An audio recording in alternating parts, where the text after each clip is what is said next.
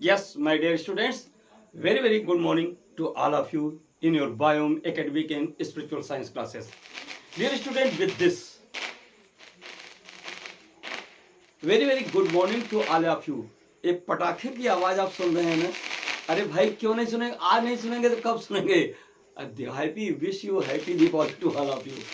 ये बगल में बच्ची है, वो सोच रही कि आप वीडियो रिकॉर्ड कर रहे हैं, पटाखे आ रहे हैं, क्या बोल रहे हैं. तो मैं भाई अरे पटाखे दीपावली तो छूटेंगे ही, और बड़ी अच्छी की बात है कि इस पटाखों के बीच में हम लोग जो है एक नया सेशन जो है कंप्लीट करने चल रहे हैं. अरे भाई पटाखे बोल रहे हैं, इनसे रक्षा करने के लिए हमको बचना होगा. पटाखे हमको क्या काम करेंगे? पटाखे हमको क्या करेंगे? पटाखे हमको नुकसान करते हैं. बेटा नहीं, खुले रहने दो, पटाखों की आवाज आने दो, कोई टेंशन नहीं है. तो बेटा क्या है कि आज पटाखे जब बोल रहे हैं, उनसे अगर हम सावधान नहीं होंगे, उनसे हम अपनी रक्षा नहीं करेंगे तो प्रॉब्लम आ जाएगी, हमें नुकसान हो जाएगा. इसी प्रकार से कोई व्यक्ति यदि अपने आप में मस्त हो, मनमत्त हो, और वो हमसे कहे कि पाही माम मेरी रक्षा करो, तो क्या करेंगे? हम हिंदुस्तानी दयालु हैं, हम उसकी रक्षा के लिए कहते हैं आ जाओ शरण तुम्हारा, तुम सुरक्षित हो. लेकिन वो आने के बाद अगर हमको नुकसान पहुंचाने लगे तब क्या करेंगे? जो रक्षा के लिए मेरे पास आया, मैंने उसको शरण दिया, अब वो हमको नुकसान पहुंचा सकता है. अब उसके नुकसान के प्रति हमको प्रतिरक्षा करनी पड़ेगी, उसकी रक्षा के प्रति हमको अलग से रक्षा करनी पड़ेगी. तो बेटा आज वही प्रतिरक्षा हम लोग पढ़ रहे हैं, जिसको इंग्लिश लैंग्वेज में इम्यूनिटी कहते हैं. ठीक है, तो ये रक्षा, प्रतिरक्षा या इम्यूनिटी, दो शब्द आया. रक्षा कौन? ये जो पैथोजेंस होते हैं ना, हमारे शरीर में रोग उत्पन्न करने वाले जो रोगाणु होते हैं, ये अपनी रक्षा के लिए, पोषण प्राप्त करने के लिए, भोजन प्राप्त करने के लिए, ये हमारे शरीरों में जो हम क्या हैं, हम रोगाणुओं के क्या हैं? होस्ट हैं, पोषक हैं. तो विषाणु क्या करते हैं या जीवाणु क्या करते हैं, या विभिन्न प्रकार के जो रोगाणु हैं, कवक है, जीवाणु है, विषाणु है, वायरस है, बैक्टीरिया है, निमेटोड्स हैं या हेलमिंथीज हैं, यानी कृमि हैं, कवक है या परजीवी प्रोटोजोअन्स, ये सब क्या है? ये रोगाणुओं की एक फौज है. ये क्या करते हैं? ये अपने पोषण को प्राप्त करने के लिए हमारे शरीर में प्रवेश करते हैं, यानी पोषण से अपनी रक्षा करने के लिए ये हमारे शरीर में आते हैं. अब हमारे शरीर में आकर के हमको ही क्या करते हैं? रोगी बना देते हैं. तो उनकी रक्षा के प्रति हमारे शरीर या हम जो प्रतिरक्षा, उनकी रक्षा के अगेंस्ट जो प्रतिरक्षा हम अपनी रक्षा करते हैं, उसको हम प्रतिरक्षा कहते हैं, यानी इम्यूनिटी कहते हैं, डिफेंस कहते हैं. ठीक है, ऑफेंस, डिफेंस. कोई ऑफेंस कर रहा है, उसके अगेंस्ट जो हम रिस्पॉन्स करते हैं, वो डिफेंस कहलाता है. वही डिफेंस हमारी बायोलॉजी की भाषा में किसके द्वारा प्रदान किया जाता है? हमारे शरीर में इसके लिए एक वेल डेवलप्ड सिस्टम होता है, तो वो प्रोवाइड करती है, और उसको हम क्या कहते हैं? इस मेडिकल के लैंग्वेज में इसको कहते हैं कि यह इम्यूनिटी है. हमारी शरीर की जो प्रतिरक्षा प्रणाली है, जो रोगों से लड़ने के लिए हमको उन रोगों के प्रति सुरक्षा, डिफेंस प्रोवाइड करती है, उसे हम मेडिकल लैंग्वेज में कहते हैं इम्यूनिटी, हमारे शरीर की वो क्षमता. ठीक है, तो आज हम लोग जो है इस इम्यूनिटी के बारे में ही या प्रतिरक्षा के बारे में अब देखने चल रहे हैं. तो डियर स्टूडेंट्स, अगर हम देखें हमारी एनसीईआरटी में जो डिफिनेशन दिया गया, अगर उस पर हम फोकस करें तो आप ध्यान से देख सकते हैं. ओवरऑल यानी सब कुछ, overall ability of the host, overall ability of the host. Host कौन? ये पैथोजेंस जिसके शरीर में रोगाणु अटैक करते हैं. तो वो क्या होता है? यानी जिसके शरीर से रोगाणु क्या करते हैं? पैथोजेंस न्यूट्रिशन प्रोवाइड क्या करते हैं? अचीव करते हैं, वो होस्ट कहलाता है. तो किसी होस्ट सेल की ओवरऑल एबिलिटी, कैसी एबिलिटी? योग्यता. कैसी? किस चीज की योग्यता? टू फाइट अगेंस्ट, विरुद्ध लड़ने की, डिजीज. यानी जो रोगाणु है, रोगाणु हमारे शरीर में आकर जो रोग उत्पन्न करते हैं, उनके खिलाफ लड़ने की जो क्षमता होती है, उसे हम क्या कहते हैं? Causing organism.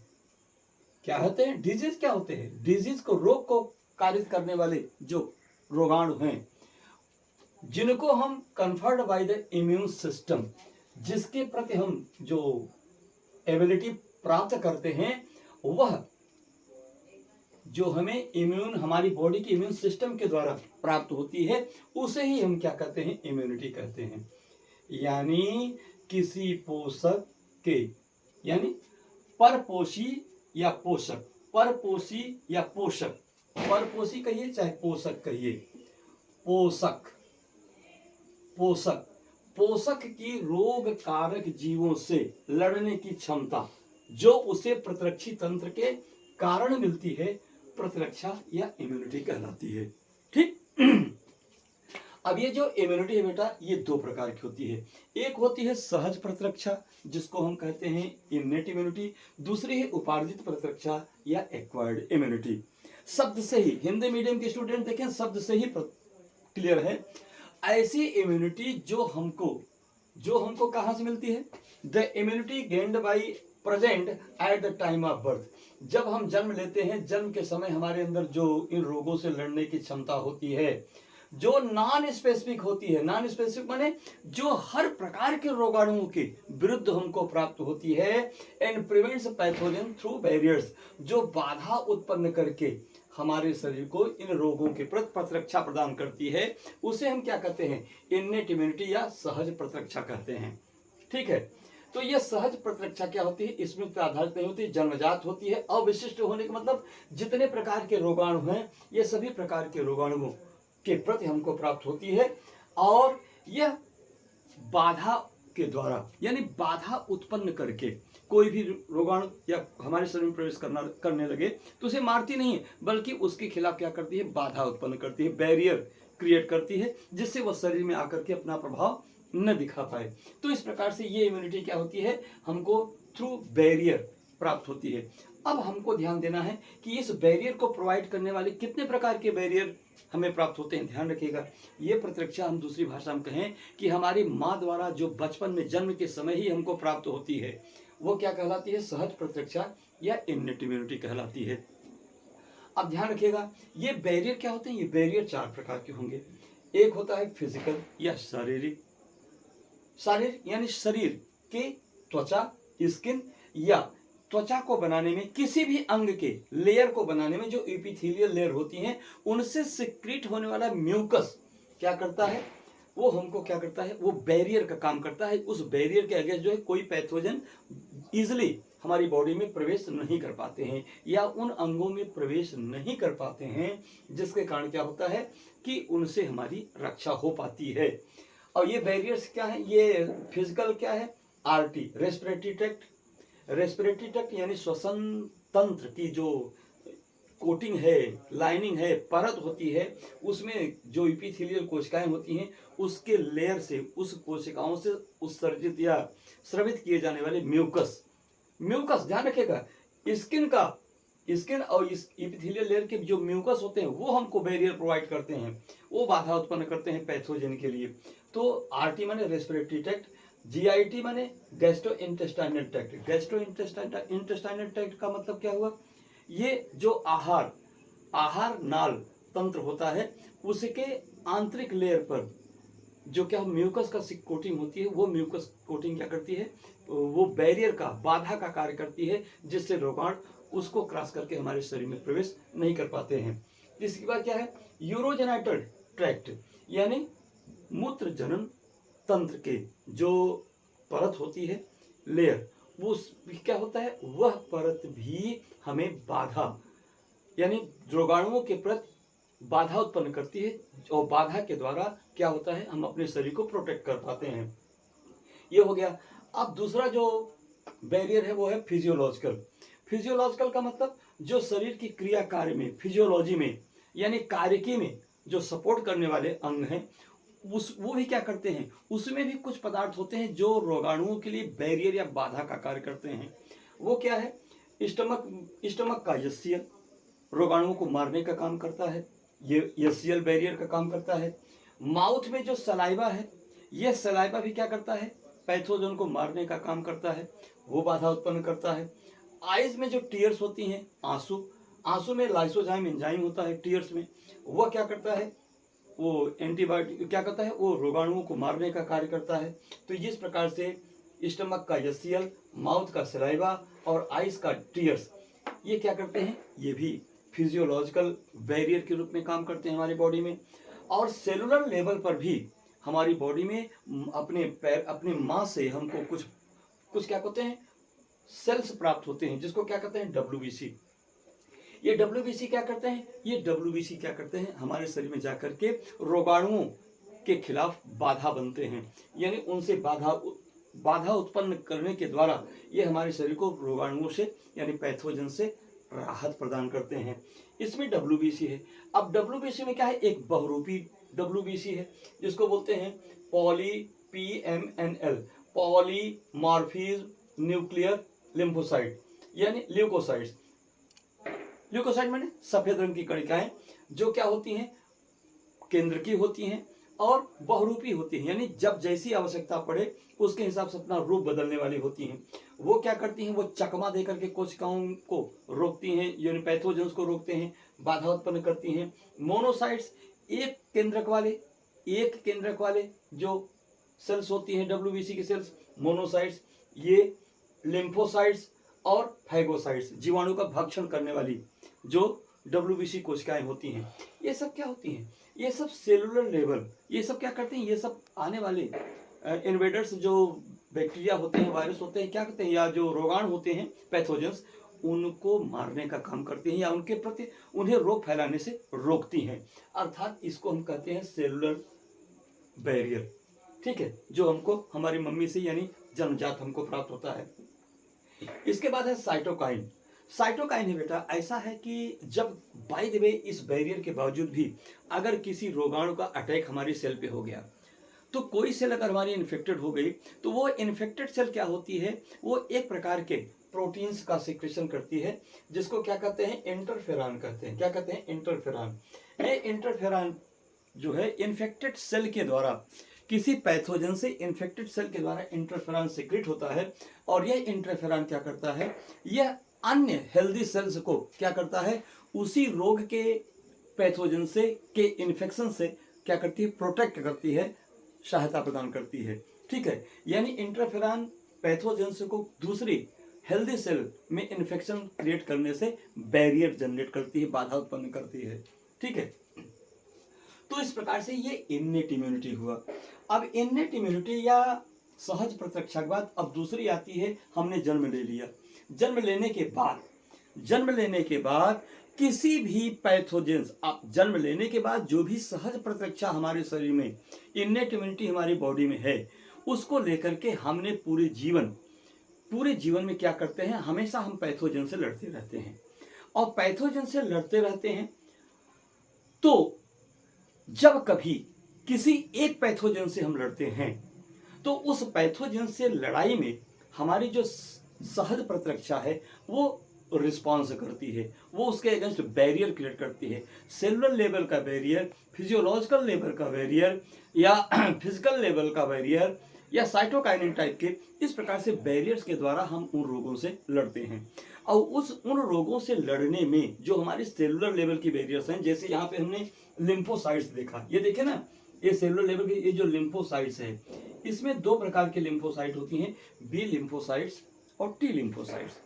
तो ये बी लिम्फोसाइट जब कभी किसी जीवन में जन्म के बाद जब किसी रोग से हम लड़ते हैं, तो वो उस रोग के अगेंस्ट हमारी बॉडी की जो WBC यानी सेलुलर लेवल की जो डिफेंस है वो फाइट करती है। विशेष करके लिम्फोसाइट्स, बी लिम्फोसाइट्स उस डिजीज के अगेंस्ट, उस रोगाणु पैथोजन के अगेंस्ट एंटीबॉडीज का फॉर्मेशन करते हैं।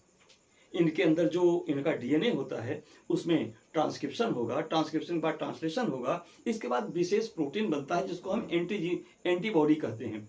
ये एंटीबॉडी क्या करता है, उस पैथोजन को मारने का काम करता है, यानी केमिकल रसायन युद्ध के द्वारा मारने का रणनीति होती है।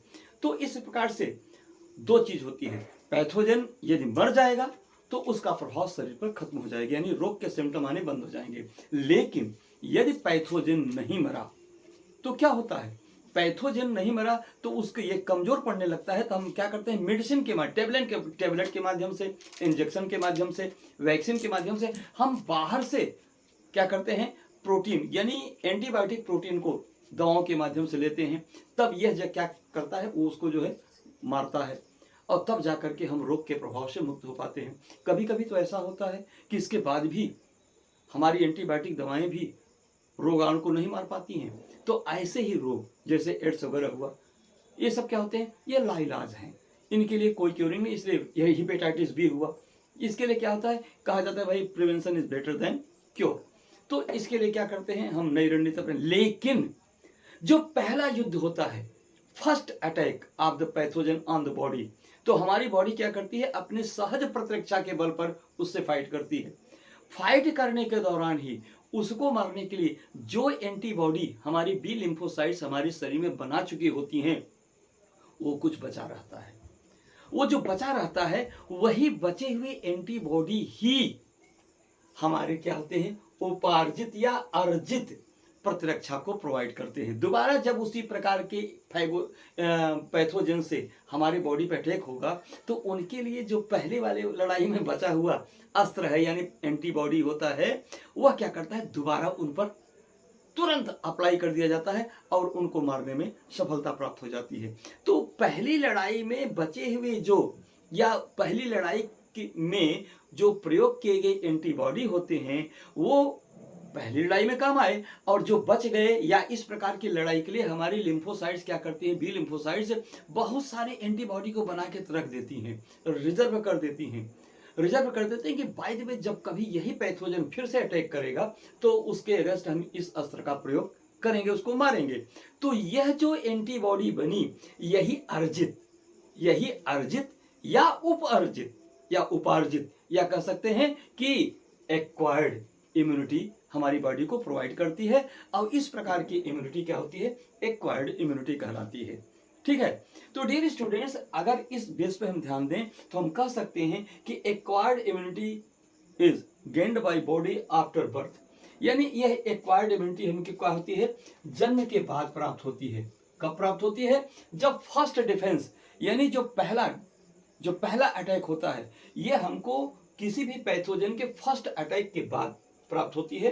ठीक है, इसीलिए जब बनती है तो यह क्या होती है, मेमोरी के बेस पर होती है, यानी पहले अटैक में जिस पैथोजन से हमने फाइट किया, अगर वही पैथोजन दोबारा हम पर फाइट करेगा तो उसके लिए जो पहले से संजो करके इकट्ठा करके एंटीबॉडी रखे हैं बॉडी में, वही हमारी एक्वायर्ड इम्यूनिटी को प्रोवाइड करती है और वही काम आती है। ठीक है, और तो ये इसीलिए कहा जाता है कि स्मृति पर आधारित होती है, यानी जैसे अटैक होगा तुरंत हमारी सेल्स क्या कहेंगी, उसको मेमोरी सेल क्या करेंगे, उसको याद करेंगे कि ओहो ये तो वही वाला आ गया, वही दुश्मन आ गया, अरे वही दुश्मन आ गया तो डरना क्या, वही वाला असर चला देना, चला के जल्दी से मार दे, तो और मार देते हैं। ठीक है, यह स्पेसिफिक होती है। स्पेसिफिक वर्ड क्यों यूज किया गया, क्योंकि बेटा यह जो एक्वायर्ड इम्यूनिटी है, जिस पैथोजन का एक बार अटैक हो चुका है, यह एक्वायर्ड इम्यूनिटी उसी पैथोजन का जब दोबारा अटैक होगा तो उसी पर काम करेगा। किसी नए पैथोजन का अटैक हो जाएगा तो उस पर काम ये नहीं करता है। इसीलिए कहा जाता है कि यह स्पेसिफिक होता है। Specific for those type of pathogens that has attacked at the first time and for which you have stored antibodies in your body. Okay, this acquired immunity will react only on such type of pathogens that has attacked alright first. Okay, तो क्या होता है, इसीलिए ये specific होता है। और इसके बाद प्रिवेंट्स पैथोजन। अच्छा, ये इम्यूनिटी क्या करती है, यह इम्यूनिटी जो क्या करती है, पैथोजन को प्रिवेंट करती है, रोकती है, मारती है। ठीक है, और कैसे प्राप्त होती है, तरल प्रतिरक्षा अनुक्रिया के द्वारा, by HIR humoral immune response के द्वारा हमको प्राप्त होती है। अब आप कहेंगे ह्यूमरल इम्यून रिस्पांस, यानी ये जो एंटीबॉडी फर्स्ट अटैक में जो एंटीबॉडी हमारी बॉडी में बनते हैं, वो हमारी बॉडी में कहाँ पर प्रेजेंट होते हैं, और जब दोबारा वो उसी प्रकार के पैथोजन का अटैक होगा तो ये हमारी जो एंटीबॉडीज हैं वो पैथोजन के पास किस माध्यम में पहुंचेंगे, तो इसके लिए एक है लिक्विड माध्यम में पहुंचेंगे। किसमें होते हैं? लिक्विड माध्यम में पहुंचेंगे। अर्थात ये जो फर्स्ट अटैक में जो एंटीबॉडीज हमारे बॉडी में बने वो कहाँ प्रेजेंट होते हैं? वो लिक्विड माध्यम में प्रेजेंट होते हैं। तो लिक्विड माध्यम कौन है? बॉडी फ्लूइड है, लिम्फ है या ब्लड है। यानी कहीं भी वो घटना स्थल पर हमेशा लिक्विड के माध्यम से ही पहुंचते हैं और लिक्विड के माध्यम से ही उस सेकेंड अटैक में आए हुए पैथोजन के अगेंस्ट क्या करते हैं? रिस्पॉन्स करते हैं, रिएक्ट करते हैं। इसीलिए इसको कहा जाता है HIR, ह्यूमरल इम्यून रिस्पॉन्स। अब ध्यान रखिएगा, ये जो ह्यूमरल इम्यून रिस्पॉन्स होता है ये दो प्रकार से होता है। ध्यान दीजिएगा, दो प्रकार से होता है। अर्थात एक्वायर्ड इम्यूनिटी हमारी बॉडी को दो तरह से पैथोजन के अगेंस्ट लड़ाई लड़ता है। क्या होता है? पहले से जो एंटीबॉडी हमने हमारे बी लिम्फोसाइट्स ने जो एंटीबॉडी हमारी बॉडी में पहली लड़ाई में बनाया, वह एंटीबॉडी एक्वायर्ड इम्यूनिटी में क्या होता है? एंटीबॉडी, वही एंटीबॉडी उस पैथोजन से फाइट करेगी और हमको रोग से मुक्त करने का प्रयास करेगी। तो इस प्रकार के जो एंटीबॉडी के माध्यम से जो हमें एक्वायर्ड इम्यूनिटी मिली बॉडी को, वह AMI, एंटीबॉडी मेडिएटेड इम्यूनिटी कहलाएगी। ठीक है, तो यह ठीक है, जो एंटीबॉडी बना वो तो एंटीबॉडी मेडिएटेड इम्यूनिटी हो गया। लेकिन जो हमारी मम्मी ने हमारी बॉडी में जन्म के समय ही क्या यानी सेलुलर बैरियर दिए थे, उसमें जो WBC दिए थे, WBC में बहुरूपिया, PMNLR, इसके बाद मोनोसाइट्स, फाइगोसाइट्स, अमीबोसाइट्स, इसके बाद जो है ये जो आपका ये मिल गया, ये आपके कहते हैं कि लिम्फोसाइट बी और लिम्फोसाइट टी। तो बेटा लिम्फोसाइट बी और लिम्फोसाइट टी ये क्या करते हैं? ये तो हेल्प करके क्या करते हैं? एंटीबॉडी का फॉर्मेशन करते हैं। लेकिन जो दूसरे PMNLR है, फाइगोसाइट्स हैं, अमीबोसाइट्स हैं, या जो क्या कहते हैं कि जो मोनोसाइट्स हैं, ये सब क्या करेंगे? अरे बाबा, ये सब क्या करेंगे? ये सब उस पैथोजन से फाइट करेंगे।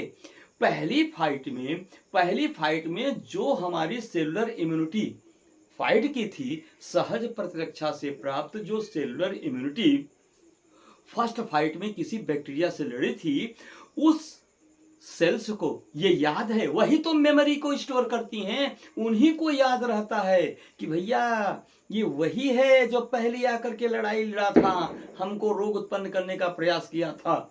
तो क्या होते हैं? वो जो सेल होती हैं, अगर उस सेल के WBC, PMNLR अनुभव जनित जिस WBC कोशिकाओं को पहली लड़ाई का अनुभव है, याददाश्त है, मेमोरी है, वे सेल्स जब सेकेंड अटैक में, उसी पैथोजन के सेकेंड अटैक में जब फाइट करती हैं, तो हम कहते हैं सेल मेडिएटेड इम्यूनिटी।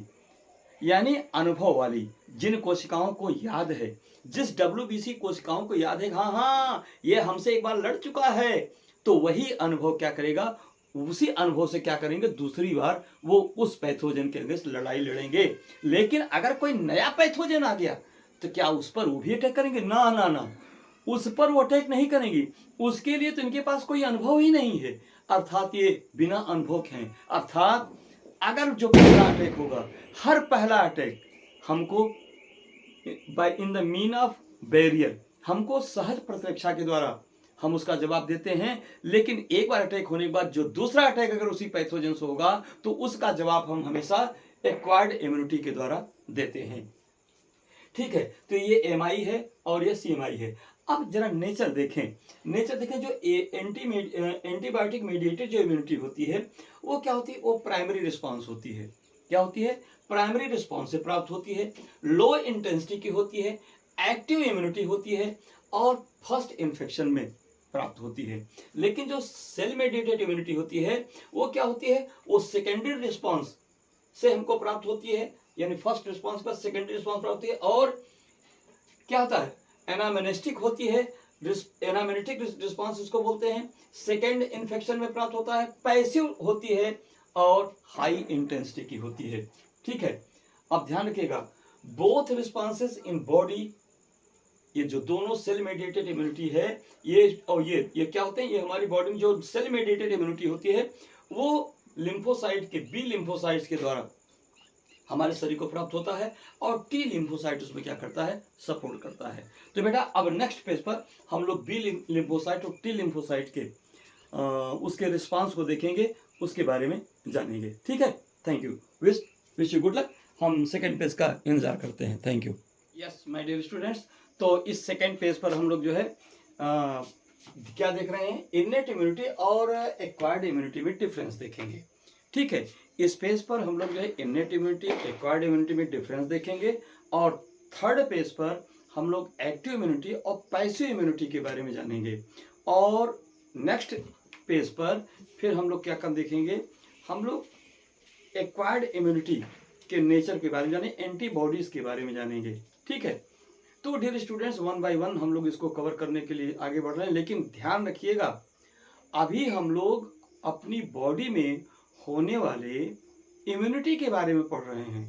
अभी हम इम्यून सिस्टम के बारे में नहीं पढ़ रहे हैं। इम्यून सिस्टम के बारे में हम लोग नेक्स्ट सेशन में यानी नए वीडियो में हम लोग जो है इस पर चर्चा करेंगे। ठीक है, तो आइए देखते हैं इनेट इम्यूनिटी और ये एक्वायर्ड इम्यूनिटी में क्या डिफरेंस है। जैसा इसके पहले हम लोग अभी कुछ देख चुके हैं, तो यहाँ फीचर देखिए, फीचर में क्या देख रहे हैं, यहाँ पे देखिए सुविधा ऐसी होगी, फीचर, यहाँ फीचर प्रेजेंस को लेकर के, तो प्रेजेंस को लेकर देखें तो इनेट इम्यूनिटी फ्रॉम बर्थ यानी जन्म से ही हमको प्राप्त होती है, जबकि एक्वायर्ड इम्यूनिटी आफ्टर बर्थ हमको प्राप्त होती है।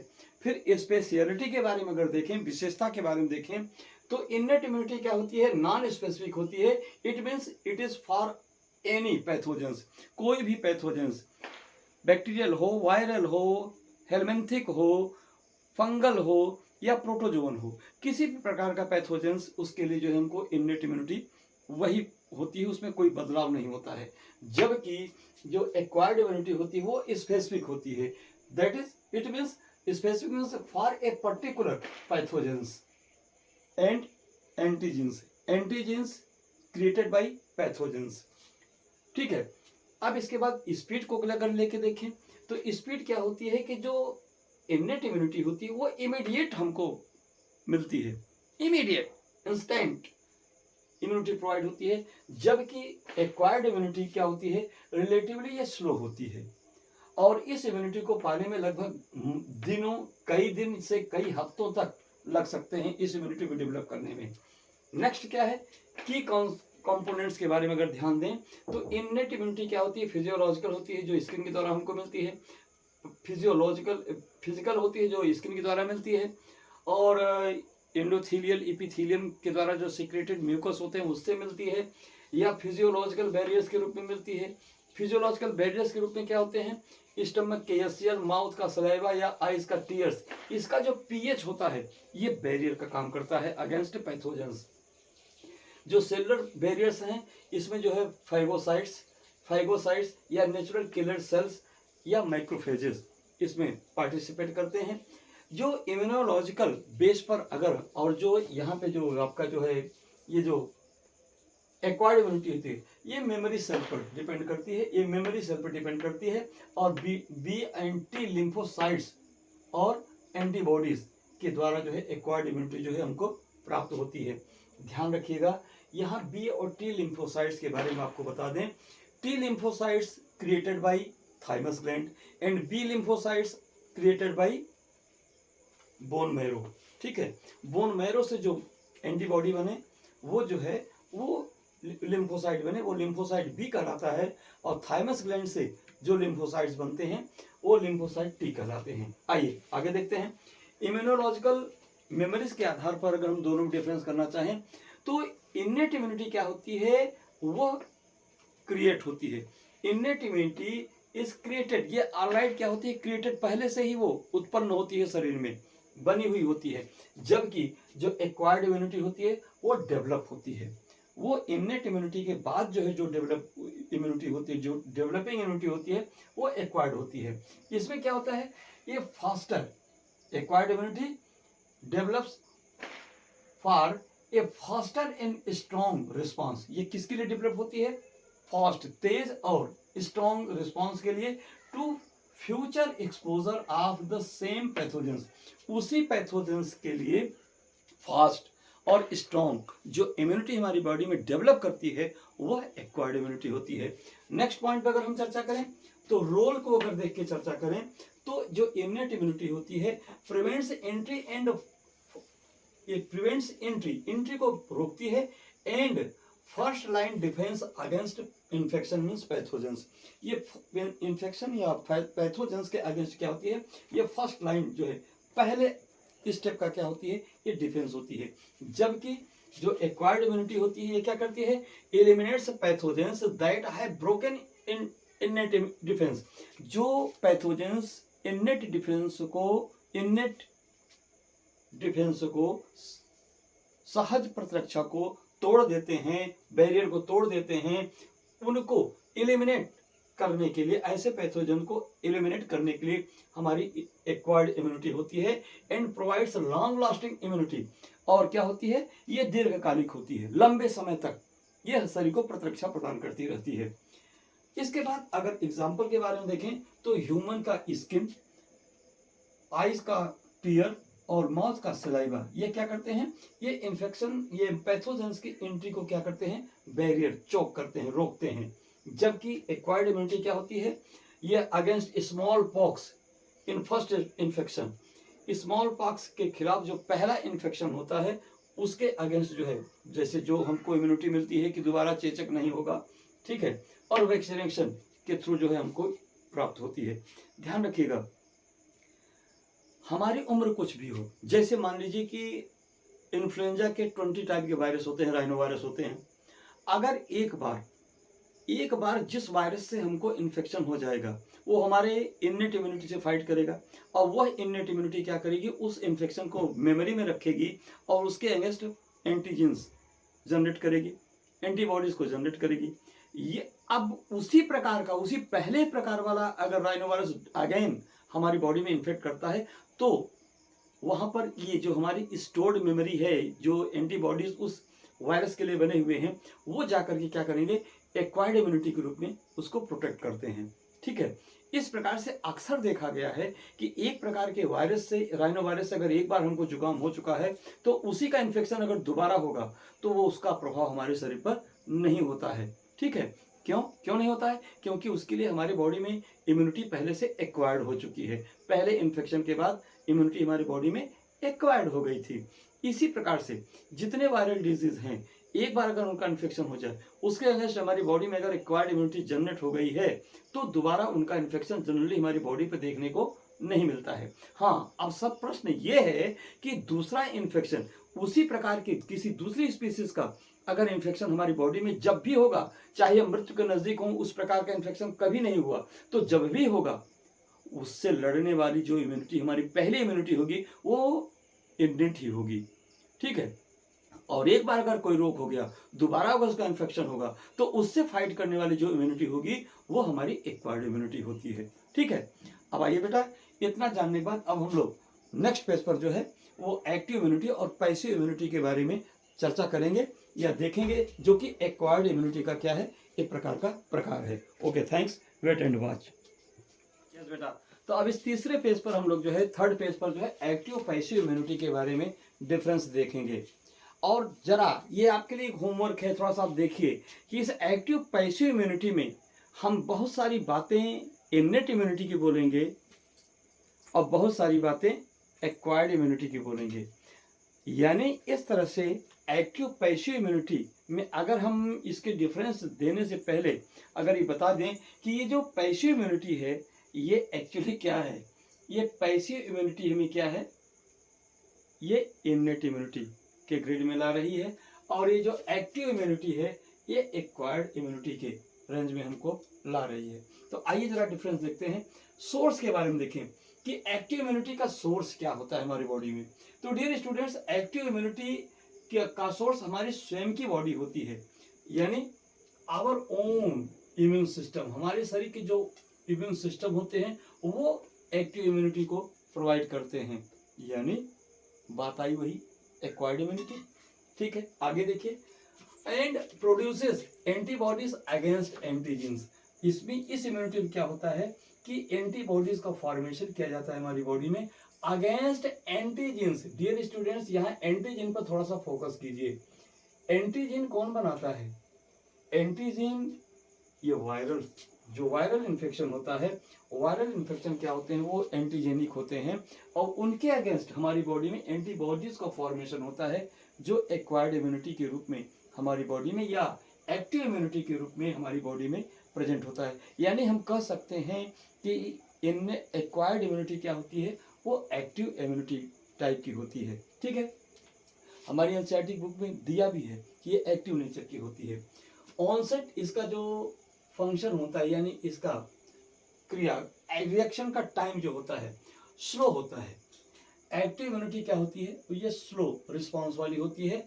And protection develops over days और वीक्स। इस प्रोटेक्शन जो एक्वायर्ड इम्यूनिटी होती है, या जो कहिए जो एक्टिव इम्यूनिटी होती है, ये स्लो रिस्पॉन्स वाली होती है, जिसको डेवलप करने में कई दिनों या हफ्तों लग जाते हैं, कई दिनों या हफ्तों वीक्स लग जाते हैं। जबकि यहाँ देखिए, जो पैसिव इम्यूनिटी है, हमारी बॉडी मेन सोर्स होती है, जबकि पैसिव इम्यूनिटी का सोर्स क्या होता है, एक्सटर्नल होता है।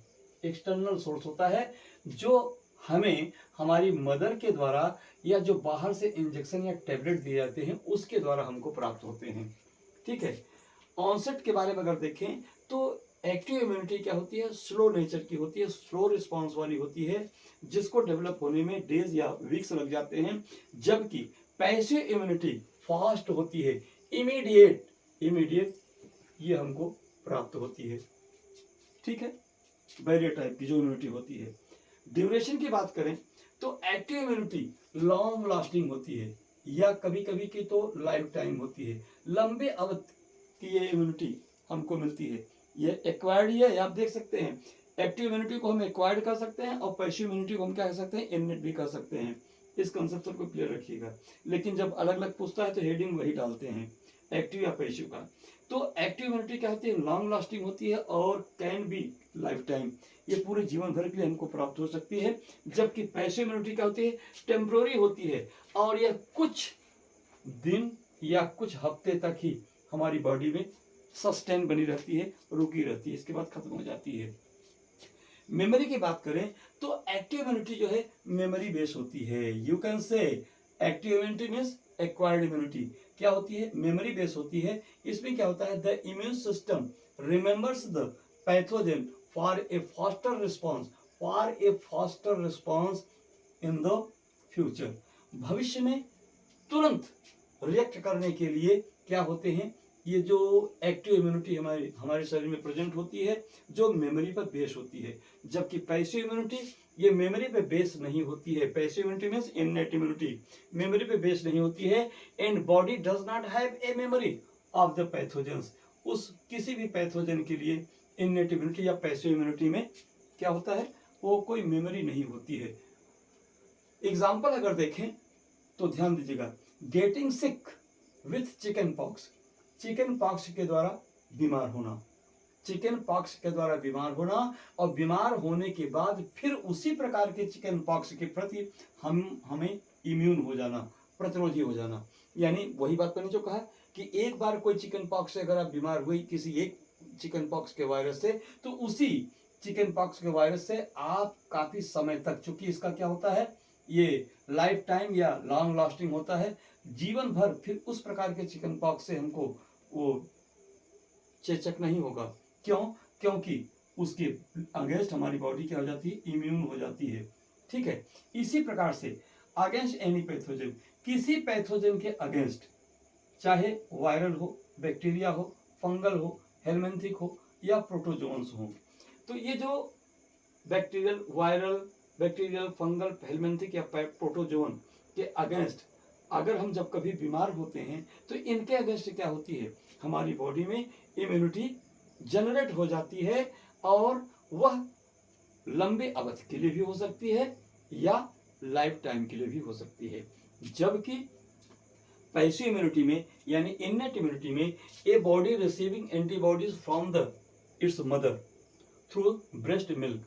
एग्जाम्पल में हम लोग देख रहे हैं कि जब शिशु कोई अपनी माँ का ब्रेस्ट मिल्क लेता है, दूध लेता है, तो उसमें जो कोलेस्ट्रम हमको मिलता है, उस कोलेस्ट्रम के द्वारा हमको लार्ज अमाउंट में क्या होते हैं, एंटीबॉडीज मिलते हैं।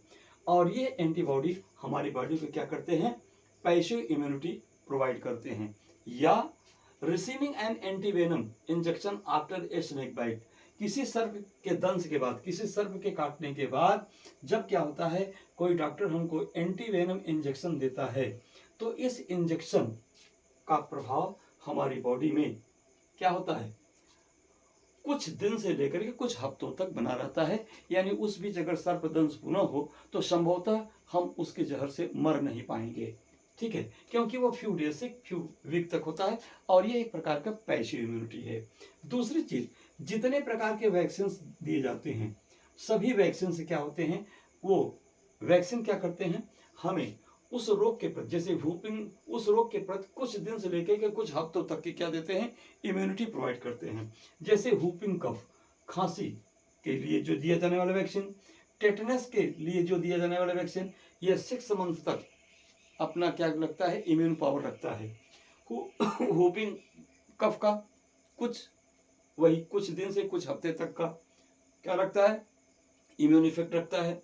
रेबीज के अगेंस्ट ध्यान रखिएगा, रेबीज के अगेंस्ट जो वैक्सीन दिया जाता है वो, यानी कुत्ता काटने के बाद, डॉग बाइट के बाद क्या होता है, तुरंत ये जो इंजेक्शन लगाए जाते हैं ये उसके वैक्सीन होते हैं, उनका इफेक्ट क्या होता है, कुछ दिन से कुछ हफ्तों तक का होता है। और जिसमें क्या होता है कि वो वैक्सीन क्या हो जाते हैं, डिऑर्गेनाइज हो जाते हैं और उनका इफेक्ट हमारे शरीर पर नहीं आता। लेकिन यदि एक बार रेबीज हो गया तो फिर ये वैक्सीन भी काम नहीं करता है, ठीक है। पोलियो का देखते हैं, सरकार ने पूरा अभियान चला रखा है। पोलियो जो है एक वायरल है और पोलियो के अगेंस्ट जो वैक्सीन दिया जाता है वो क्या होता है, वो पोलियो के वायरस से हमको जो क्या करता है, इम्यूनिटी प्रोवाइड करती है। कैसी इम्यूनिटी, पैसिव इम्यूनिटी प्रोवाइड करती है, जो कुछ दिन से कुछ हफ्ते तक की होती है। और यह क्या हो सकता है, कुछ दिन में 365 दिन भी हो सकता है। इसीलिए गवर्नमेंट ने क्या किया कि आप ध्यान दिए होंगे, हर साल पोलियो का वैक्सीन ओरली जो है वो एडमिनिस्टर किया जाता था, पिलाया जाता था। इससे क्या होता है, साल दर साल उसमें जो है इम्यूनिटी बनी रहती थी। अब इसके बाद क्या हुआ कि वायरल पोलियो का इन्फेक्शन इस देश से मुक्त हो गया। तो इस प्रकार से डियर स्टूडेंट्स, ये एक्टिव और पैसिव इम्यूनिटी में डिफरेंस हुआ, ठीक है। अब हम लोग क्या काम करेंगे, बी लिम्फोसाइट्स और टी लिम्फोसाइट के कारनामे के बारे में अध्ययन करेंगे अगली वीडियो में। Thank you, wait and watch.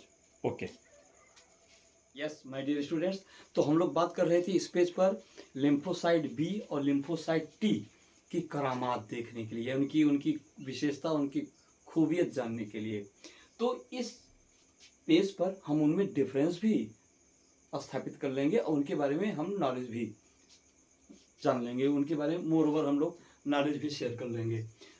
तो ध्यान रखिएगा, ये जो लिम्फोसाइट्स टी और बी हैं, बी लिम्फोसाइट को बी सेल्स भी कहते हैं और टी लिम्फोसाइट को टी सेल कहते हैं, ठीक है। ध्यान रखिएगा, अगर फंक्शन के आधार पर इनका फंक्शन हम जाने और उनके फंक्शन के आधार पर डिफरेंस करना चाहें तो दो काम हम एक साथ कर सकते हैं। जैसे बी लिम्फोसाइट का फंक्शन क्या है, ये ह्यूमरल इम्यूनिटी को प्रोवाइड करते हैं by AMI, antibody mediated immunity. Means ये जो बी लिम्फोसाइट्स हैं ये हमारी बॉडी में एंटीबॉडी मेडिएटेड ह्यूमरल रिस्पॉन्स को क्रिएट करते हैं, ठीक है। और इसके बाद जहाँ तक कि जो टी लिम्फोसाइट्स होते हैं, इनके फंक्शन को अगर देखें तो ये सेल मेडिएटेड ह्यूमरल इम्यूनिटी हमको जो है प्रोवाइड करते हैं। यानी टी लिम्फोसाइट जो है सीएमआई, सेल मेडिएटेड इम्यूनिटी हमको प्रोवाइड करते हैं, जबकि बी लिम्फोसाइट से एंटीबॉडी मेडिएटेड इम्यूनिटी हमको प्रोवाइड करते हैं, ठीक है। ये जो टी लिम्फोसाइट्स हैं, इनके कार्य को विजिलेंट डिफेंडर्स के रूप में जाना जाता है। T lymphocytes acts as vigilant defenders, यानी ये जागरूक प्रहरी के जैसा ये कार्य करते हैं सीमा पर। यानी हमारी बॉडी में जो पैथोजेंस, इन्वेडर्स, अटैकर्स होते हैं, उनके अगेंस्ट ये विजिलेंट, जागरूक, सचेत, एक्टिव, अलर्ट प्रहरी के रूप में, डिफेंडर्स के रूप में क्या होते हैं, प्रेजेंट होते हैं, इनका एक्शन वो होता है। मैकेनिज्म के बारे में जाने तो बी लिम्फोसाइट्स का मैकेनिज्म क्या होता है। बी लिम्फोसाइट्स क्या होते हैं, B cells mature in bone marrow. Mechanism जानिए, बी लिम्फोसाइट्स बोन मैरो में बनते हैं, activated and transfer into plasma cells. Bone marrow में बन करके ये प्लाज्मा सेल में आते हैं और प्लाज्मा सेल में आकर के produce and secret large amount of antibodies. ये प्लाज्मा सेल में आकर के लार्ज अमाउंट में एंटीबॉडीज को जनरेट करते हैं, प्रोड्यूस करते हैं और सीक्रेट करते हैं, माने रिलीज करते हैं। ठीक है, जबकि ये जो टी लिम्फोसाइट्स हैं, T cells mature in the thymus gland. ठीक है, थाइमस ग्लैंड में ये टी लिम्फोसाइट्स मेच्योर होते हैं and are responsible for recognising and destroying. पहचानना, मेमोरी वाली बात याद रखिएगा, रिकॉग्नाइजिंग एंड डिस्ट्रॉइंग क्या करते हैं। इसके बाद ये किसको, इन्फेक्टेड और फॉरेन सेल्स क्या करते हैं, ये थाइमस ग्लैंड में बनते हैं और इसके बाद ये जो पैथोजन हमारी बॉडी में अटैक करते हैं उस पैथोजन को रिकॉग्नाइज करते हैं, डिस्ट्रॉय करते हैं, या पैथोजन के द्वारा जो सेल हमारी इन्फेक्टेड हो चुकी होती हैं उनको पहचानते हैं और उनको नष्ट करते हैं, डिस्ट्रॉय करते हैं। तो ये टी लिम्फोसाइट का जो है ये मैकेनिज्म है, क्रियाविधि है। अब आइए बी लिम्फोसाइट के एक्शन को जानें। तो बी लिम्फोसाइट क्या करता है, इसका एक्शन क्या है, एंटीबॉडीज बाइंड स्पेसिफिक एंटीजेंस। ये जो बी लिम्फोसाइट्स हैं, बी लिम्फोसाइट्स के द्वारा उत्पन्न किए गए एंटीबॉडीज क्या करते हैं, ये विशेष प्रकार के एंटीजेंस को अपने बाइंडिंग साइट से क्या करते हैं, बाइंड करते हैं, बांधते हैं, which later on neutralize or destroyed. और उस एंटीजीन को इसके बाद बांधने के बाद उस एंटीजीन को या तो न्यूट्रलाइज करते हैं, प्रभावहीन बना देते हैं, या डिस्ट्रॉयड यानी उनको तोड़ करके नष्ट कर देते हैं। ये बी लिम्फोसाइट का एक्शन है। और टी लिम्फोसाइट का एक्शन क्या होगा जरा देखिए। तो टी लिम्फोसाइट क्या करता है, ये दो प्रकार का होता है। अब इसके एक्शन, दोनों के एक्शन क्या है। तो टी लिम्फोसाइट्स होता है एक साइटोटॉक्सिक टी सेल्स होता है, यानी साइटोटॉक्सिक टी लिम्फोसाइट होता है। इसका काम क्या है, इसका काम केवल किलिंग है। किसको किल करता है, वायरस इन्फेक्टेड सेल, वायरस से जो इन्फेक्टेड सेल होते हैं उसको किल करता है, या जो हमारी बॉडी में कैंसरस सेल बन जाती हैं उनको किल करता है। यह साइटोटॉक्सिक टी लिम्फोसाइट का फंक्शन होता है। और जो हेल्पर टी सेल होता है, हेल्पर टी सेल दो काम करता है, कोऑर्डिनेशन का काम करता है और एक्टिवेशन का भी काम करता है।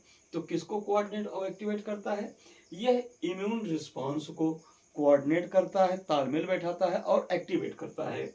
जो हमारी बॉडी की जो दूसरे इम्यून सिस्टम हैं, इम्यून सेल्स हैं, प्रतिरक्षा कोशिकाएं हैं, उनको भी कोऑर्डिनेट करता है और एक्टिवेट करता है। साथ ही साथ ये जो बी लिम्फोसाइट है इसको भी कोऑर्डिनेट करता है और एक्टिवेट करता है।